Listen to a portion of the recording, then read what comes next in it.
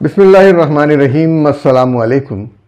پاک وطن T V new York کے کراچی اسٹوڈیو سے وجیح احمد صدیقی آپ کی خدمت میں حاضر ہے۔ نیو یارک میں اقوام متحدہ کی جنرل اسمبلی کا 80واں اجلاس ہو رہا ہے۔ 80 سال گزر گئے اقوام متحدہ کے قیام کو۔ 1945 میں یہ قائم ہوئی تھی اور آج اس کا 80واں اجلاس ہو رہا ہے۔ اس اجلاس کی اہمیت اس لحاظ سے بھی ہے کہ اس کا تھیم تو بظاہر امن کے 80 سال ہے، لیکن ان 80 سالوں میں کہیں امن نہیں رہا، اور اس وقت بھی جو مسائل درپیش ہیں ان کے اندر فلسطین، کشمیر اور یوکرین کی جنگ، ایران پر پابندی، کئی اور بھی مسائل ہیں۔ پاکستان اور دنیا اس وقت مسئلہ فلسطین کے دو ریاستی حق کی بات کر رہی ہے، دو ریاستی حل کی بات کر رہی ہے۔ جرمنی، اس نے آزاد فلسطینی ریاست کے قیام کی حمایت تو کی ہے، لیکن فی الحال اس نے آزاد فلسطینی ریاست کو تسلیم کرنے سے انکار کیا ہے۔ یہ بات نہیں بتائی، یہ اپنا اندیا نہیں دیا جیسے کہ دوسرے ممالک نے دیا ہے کہ وہ اس وقت فلسطینی ریاست کو تسلیم کر لیں گے۔ فرانسیسی صدر ایمانوئل میکرون نے توقع ظاہر کی ہے کہ وہ اس ہفتے اقوام متحدہ کی جنرل اسمبلی میں فلسطینی ریاست کو تسلیم کرنے کا اعلان کر سکتے ہیں۔ فرانسیسی صدر کا کہنا ہے کہ وہ ایسا اسرائیل چاہتے ہیں جو فلسطینی ریاست کو تسلیم کرتا ہو، اور ایسی فلسطینی ریاست چاہتے ہیں جو اسرائیل کو تسلیم کرے۔ گزشتہ اتوار کو برطانیہ، کینیڈا، آسٹریلیا اور پرتگال نے فلسطین کو تسلیم کرنے کا اعلان کیا، جبکہ اقوام متحدہ کے جنرل اسمبلی کے 80ویں اجلاس میں مالٹا، لکسمبرگ، فرانس، بیلجیم، آرمینیا سمیت کئی ممالک آزاد فلسطینی ریاست کی ایک الگ ملک کی حیثیت سے تسلیم کرنے کا اعلان کریں گے۔ آزاد فلسطینی ریاست کو ایک الگ ملک کی حیثیت سے۔ اقوام متحدہ کی جنرل اسمبلی میں جو موضوعات زیر بحث آئیں گے ان میں موسمیاتی تبدیلی، ترقی اور مصنوعی ذہانت پر گفتگو ہوگی۔ جرمنی کی سابق وزیر خارجہ اینا لینا بیربوک اقوام متحدہ کے 80ویں سیشن کی صدر منتخب ہوئی ہیں، اور سیشن کا تھیم ہے ایک ساتھ مل کر بہتر امن، ترقی اور انسانی حقوق کے 80 سال۔ اب اس سے بڑا مذاق کوئی ہو نہیں سکتا کہ ان 80 سالوں میں انسانی حقوق کی جس طرح پامالی ہوئی ہے، اس کی مثال گزشتہ 2-3 سال کے جو غزہ کے جنگ کے حوالے سے معاملات ہیں، غزہ کے حوالے سے معاملات ہیں، وہاں انسانی حقوق کی جس طرح پامالی ہوئی ہے وہ آپ کے سامنے ہے۔ یہ نعرہ دنیا کی صورتحال کی بالکل برعکس ہے۔ اس اجلاس کی خوبی یہ ہے کہ 1967 کے بعد شام کا کوئی سربراہ جنرل اسمبلی کے اجلاس میں خطاب کرے گا۔ شام کے صدر احمد الشورا جنرل اسمبلی سے خطاب کریں گے۔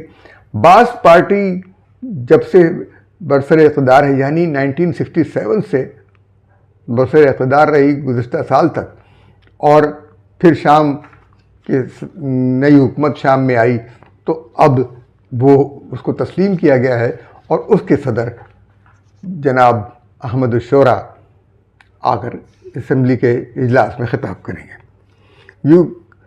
پھر اسی اجلاس میں یوکرین کے صدر ولادیمیر زیلنسکی بھی خطاب کریں گے، اسرائیلی وزیر اعظم نیتن یاہو بھی تقریر کریں گے، ایرانی صدر مسعود پزشکیان بھی اجلاس میں شرکت کریں گے۔ ان کو تقریر کا موقع ملے گا یا نہیں ملے گا یہ مجھے نہیں معلوم، اگرچہ پاکستانی وزیر اعظم شہباز شریف بھی خطاب کریں گے لیکن بھارتی وزیر اعظم نریندر مودی اس وقت منظر سے غائب ہیں۔ اس کی وجہ ظاہر ہے کہ جب وہ آئیں گے تو دنیا کے دوسرے ممالک ان سے یہ پوچھیں گے کہ کتنے جہاز گرے، تو یہ سوال، اس کا جواب دینے کے لیے ان کے اندر ہمت نہیں ہے، کیونکہ فرانس کے صدر ایمانوئل میکرون بھی ان سے سوال کریں گے کہ جب چلانا نہیں آتا تھا تو اڑایا کیوں؟ فلسطینی صدر محمود عباس کو امریکہ نے ویزا دینے سے انکار کر دیا ہے، لہذا وہ جنرل اسمبلی سے ویڈیو خطاب کریں گے۔ افغانستان کی نمائندگی نہیں ہے، ان کی نمائندگی کوئی ایک ایلچی کرے گا، لیکن طالبان حکومت کو ابھی تک کسی نے تسلیم نہیں کیا ہے، اس کے نمائندوں کو اس لیے وہاں آنے کی اجازت نہیں دی گئی ہے۔ اسمبلی کا اصل موضوع فلسطین اور اسرائیل ہی ہوگا، اصل موضوع فلسطین اور اسرائیل ہی ہوگا۔ اسرائیل کے مسئلے کے دو ریاستی حل کی بات کی جا رہی ہے۔ پاکستانی وزیر اعظم شہباز شریف نے تجویز پیش کی ہے کہ اسرائیل کی اقوام متحدہ کی رکنیت کو معطل کیا جائے تاکہ مسئلہ فلسطین کے دو ریاستی حل پر کام ہو سکے۔ پاکستان نے مسئلے کے حل کے لیے اسرائیل کے خلاف مؤثر اقدامات کرنے کے لیے عرب ممالک اور اسلامی ممالک کی ٹاسک فورس کے قیام کی حمایت کی ہے۔ مسئلہ کشمیر کا ذکر ہوگا یا نہیں ہوگا، لیکن مسئلہ فلسطین سے پہلے مسئلہ کشمیر اقوام متحدہ کے ایجنڈے پر آیا تھا، اور مسئلہ فلسطین کے حل کے بعد ساری دنیا کی توجہ مسئلہ کشمیر کی طرف ہی ہوگی، تو لہذا اس لیے ہمیں کہنا ہوگا کہ مسئلہ فلسطین کے بعد مسئلہ کشمیر کو حل کیا جائے۔ البتہ یہ چیز سامنے آ گئی ہے کہ ایران کے خلاف جو قرارداد، یعنی ایران پر پابندی کے خلاف جو قرارداد آئی تھی، اس کے اندر جنوبی کوریا کی جانب سے ایران پر اقتصادی پابندیوں کے دوبارہ نفاذ کو روکنے کے خلاف جو قرارداد آئی، پاکستان نے بھی اس قرارداد کے حق میں ووٹ دیا، لیکن یہ قرارداد منظور نہیں ہو سکی اور ایران پر 27 ستمبر 2025 کو پابندیاں دوبارہ نافذ ہو جائیں گی۔ 4 ممالک نے اس قرارداد کی حمایت کی تھی، جن میں پاکستان تھا، روس تھا، چین تھا اور الجزائر تھا۔ 15 ممالک کی رکن کونسل میں 9 ارکان نے پابندی میں ریلیف کے خلاف مخالفت کی، 2 ممالک نے ووٹنگ میں حصہ نہیں لیا، اور پاکستان کے سفیر عاصم افتخار نے ووٹ دیتے ہوئے کہا کہ سفارتکاری اور دھمکیاں ایک ساتھ نہیں چل سکتے۔